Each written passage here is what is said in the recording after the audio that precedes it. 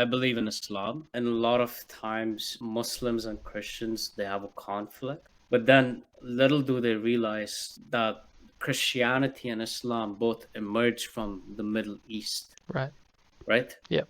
The only difference is Jesus Christ, peace be upon him. Who Jesus really is, the best way of finding out is reading the eyewitness accounts of his life, which is why I recommend you start in the New Testament. So Matthew, Mark, New Luke, or John. Testament.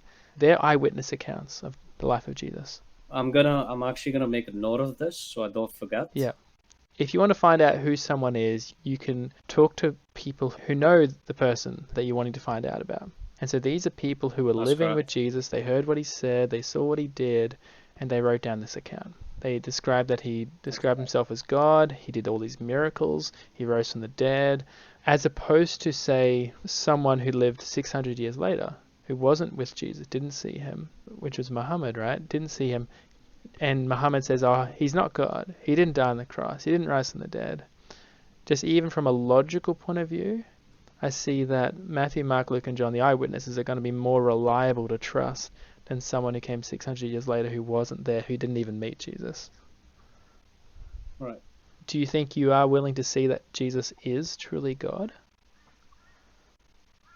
Of course, I Yeah. would definitely want to. Yeah, 100%. So then, out of 100, how sure are you right now that you'll go to heaven when you die? Out of 100, how sure am I? Yep. Well, now I'm 100% sure. And why? 100%. Because the acceptance of Jesus Christ died for my sins. Exactly right. That's so good. That does feel, it feels like a weight kind of lifted off your shoulders. That's what it Wow. feels like. That's so good. Yeah.